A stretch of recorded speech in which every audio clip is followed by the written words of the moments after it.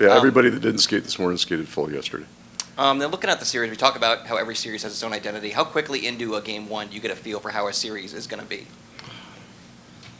Well, you hope by the end of the first period. I think both coaches would like that if you came and did what you wanted to do. The first game is a great place to learn. And it had happened to it. It's really in each one of our first series. But you took it game two. Tampa had changed some things they did in game one, and they were really. I think it was an overtime game. And then we had to do the same with Boston. Got beat 5-1, 5-1. So there'll be lots of video. We'll try to learn as much as we possibly can tonight. We have an idea of what we look like, what our strengths are. So you want to see that tonight. And if one of your strengths isn't there, you'll ask the question, why? What is it? Is that us or is that them? And then you make your assessment from there. Left side, front row. Hey, Coach, a two-parter both on Sam Bennett. Just since he's come back from the injury, how would you evaluate his play? And then moving him to the line with Etu and Erod, that wasn't a line we saw much in the regular season. I don't really feel like we saw much at all. Just the adjustments having to be made this late in the season, learning a new line, and just what you think the strength of that group could be. Yeah, Sam is considerably stronger now than he was when he came back off injury. Almost, and I don't consider him even in that vein anymore. The switch was almost Lundell. It had nothing to do with Bennett. Now I got left and right-handed center iceman in the 3-hole, so that's a positive.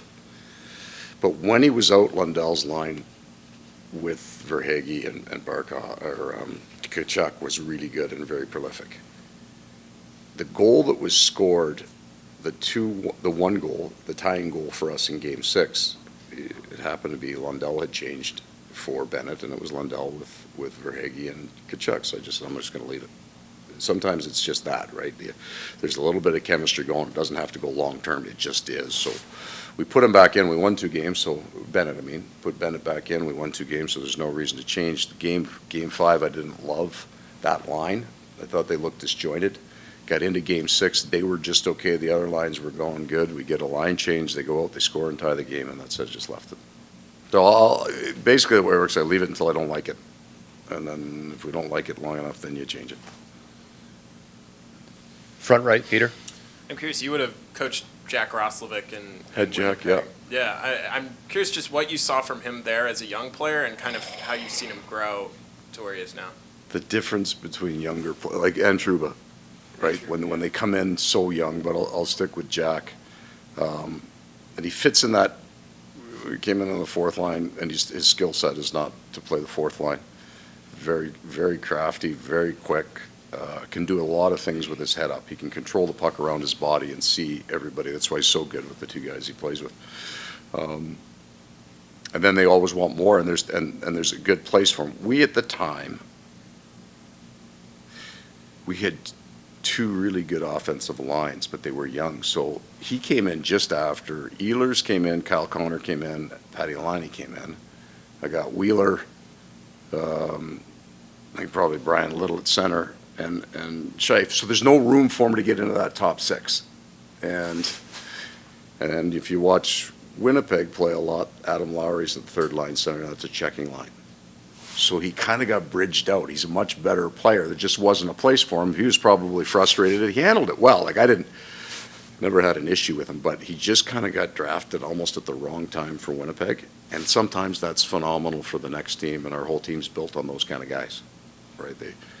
They were high picks. They didn't kind of pan out. They got to organizations there wasn't room for him, and boom, we'll find a place for you. He's been good. Left side, second row, Andrew. Hey, Paul, after coaching against Vlad Tarasenko for so many seasons, anything stand out or surprise? You know, when you get him in the room and you see him on a daily basis. I don't know what game it was. So we lose. We got 2 pretty powerful teams in Winnipeg. One had a very young forward group, but the next year we lose in the first round to St. Louis. We start at home and we lose the first 2 games at home, and then we go in to St. Louis and win both, and we come back and we have the lead on them in Game 5. That's my first memory. That, and there's a hole on the ice there on that dot on the goalie's left and right that that you just don't want him. If you're the opposing coach, you just don't want him to have the puck because he gets it off in an incredible, quick manner. What I didn't know the man, how much he loves the game, how much he loves talking about the game. We feel we just got the right bunch of guys for him to where he and Barkov will talk hockey the entire game, and Reinhart, they're just little plays, and they're engaged like that. And I think that's what kind of inspires him in the game, keeps him in the game, and makes him as good as he can be. Left Sorry side. about the language. Hi, Coach. A lot of the players were just talking about pregame butterflies that they have. Curious, as a coach, how would you describe yours, if you have any, especially for a big game? My worst time of day is going to be between this meal and the bus, right? And it's going to be pregame nap is not happening. That's where you do. Did I do it? Are they ready? By the time I'm walking out to the bench and the national anthem is the best part of the day for me. Work's done. This is fun. You pretty much know what you're going to do, right? You're just kind of keeping your mind open to seeing something that you have to react to. So for me, it's always been, I love the national anthem. I love standing behind an NHL bench for the national anthem. It's one of my favorite things. I'm one of the rare, I love when there's two. Like, it just is awesome, and you can feel the energy. It's so much better in the playoffs. This place is going to be buzzing tonight. So that moment for me is my favorite kind of part of prep. I get nervous differently than I think the players do. They get to get it out. I sometimes will have to mentally combat it so I don't bring it to the bench. So mindfulness training, all that stuff, that's all new to me, but yeah, I do it just to try to stay calm and stay right, stay present, all those kind of things. But once that puck drops, I just don't, just let her fly. We'll take 3 more questions. Back left, Luke. Paul, did you see the makings of an NHL captain when you coached Jacob Trouba, and when you do video on a play against him now, do you see a different player at all? These guys are all so different than what they were when they were young, right? It's a rarity, and there's good reason for it, that a player doesn't change. They all come into the league and they got a game. I just got to play my game. You don't. I'm not talking about Jake. So what happened with Jake, there's a little bit of the Jack Roslovic story there too. But when he came in, we weren't very good. Hence, we drafted high enough to get a player like Jake Trouba, right? And he ended up playing with Josh Maurice, about his same age, 2 young guys, and very early. So we had Dustin Byfuglien and Toby Enstrom, and then so we ended up playing Josh and Jake against the other team's best from the time he was 22 years old on. So he got an unusual proving ground. He got to play on a good team, so we would make the playoffs in those years when he started to get a little stronger. And he would play an awful lot against the other team's best. So he and Maurice were a shutdown pair when we went to the conference final. So that's there. But when he comes into the league, he's a shooter. He's an offensive guy. He's a power play guy. And in his mind, he was still there. He's a right-handed shot, and I got Dustin Byfuglien. So he's not getting out on that power play, right? So there's that. He wanted to play more. He was good about it. I enjoyed him. Hard, hit hard, competes, bit old school. He's got a fantastic sense of when to time the rush, when to jump in and get out. He almost never gets caught. He never gets jammed behind the net or runs the tops of the circles and you're going, what the hell is he doing? His timing is fantastic. It's a good set of hands to make plays, but they're not necessarily graceful. It's not what you're buying a ticket, you're looking for him to hit somebody, not necessarily toe drag somebody, right? But he has hands on him for sure. He can make that play. But I think what Jake needed to do was find his place. And he has grown into a dominant defenseman and a captain. And would I say I don't know that at 18, 19 years old, you can pick that out of anybody. With Jake, he grew into it. I would say that every guy in that locker room in Winnipeg was a big fan of his, right? Because he played hard, and they liked him for it. And he left there. He left a lot of really good friends there in a positive way. He made some great friendships there. Take 2 more questions. Left side, second row. Paul, I've talked to a couple of guys about quantifying pressure, and I think that question is a little bit different in the earlier rounds of the playoffs because the pressure seems to be to get to this point. Once you're here, does that pressure build up or does it kind of dwindle knowing how close you are to the That's a really goal? good question, because at some point the joy takes over the pressure, right? Like you're just, this is good. There's 3 other teams left in the National Hockey League. Then but you want to feel, you want to feel it, because if you don't have any, you're just lightning in a bottle, Cinderella story. Hey, we're just going out and playing our game. And for some players in your room, they'll process it like that, and that's fine. And other players won't, right? They'll carry it a little bit. You know, we're right there. This is an unusual year. All 4 of these teams can win. They're all strong. They've had good years. I know it doesn't matter. If you just prorate Edmonton's rest of their year, there's 4 elite teams playing. So you want to bring a little bit of that pressure to this game tonight. Feel it. Make sure you feel it, that you know that you believe that chance is real. And also, you got to be able to enjoy this. There's no point to the whole damn thing. So let's have some fun when we're doing it. When Sam Bennett came back to the lineup, we saw 2 different versions of the fourth line, and Kevin Stenlund was the only constant of both of them. I mean, what does it take for a guy to kind of have to get used to playing with 2 different sets of wingers and kind of be as consistent with both of them? Yeah, I think you'll find that all veteran fourth line players, especially fourth line centermen, are very, very used to it, because you're always pulling from that during injury. So you usually don't take a guy out of the lineup and put him into your top 9. So he comes off your fourth line, which means that guy gets a new winger. And because I don't think we were really beat up this year, we actually stayed fairly healthy. But there's always a new guy going in. And during the year, we always talk about how good it is to have competition for jobs on the fourth line. And then that completely changed. They're competing with each other, not against each other now, right? So 2 new guys come in, let's go. And they're all part of it. And what's been good for us is that we have some speed and size kind of on each side of one pair, and then we've got some experience in the hands on another set. So Kevin spent his entire career coming to the rink and finding a new winger every 5th day. So he's handled it well. Like you said, and that's why I wanted to come and play here. So super excited about this chance, and obviously super happy about the way we've been playing and being here. So super excited. Front left. This one's for both of you guys, but when Aaron Ekblad and Brandon Montour were out at the beginning of the season, you guys really stepped up and helped the team become one of the best defensive teams in the league. Was that kind of adversity good for you guys to kind of get into the flow of things and be able to kind of fight through things like this now at this stage? Yeah, for sure. I think we learned a lot. I think everyone can play with anyone on the team, so I think that helps us if someone goes down, but I think a lot of guys stepped up during that time. Yeah, and for me, just get a chance to play with Forsey. He kind of helped me get right into it again and feel comfortable here. So I'm very, very happy for that opportunity. And like Forsey said too, I think it's nice that we know that we can kind of shuffle it around a little bit and everybody can play with each other there. So I think it's a great thing that we have going. Right side, second row, Andrew. If I could get both your takes, a lot of NHL talent on the Swedish team over at Worlds, and it's doing very well. Just wondering if you're paying attention to that too when you're not focused on your own game. No, I've been doing that for 12 years, so I'm just trying to stay in the moment here and try to be in this bubble. Yeah, to be honest, I haven't watched too much, but they're doing great. Left side, second row.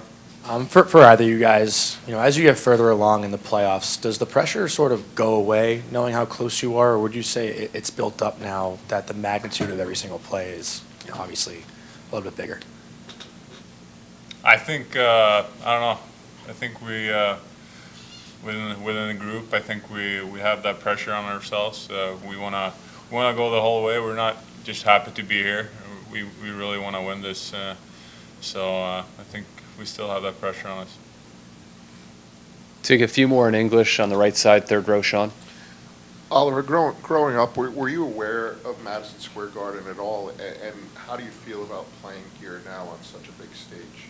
Yeah, I think you heard about it growing up. A lot of history here. It's always special to come in here and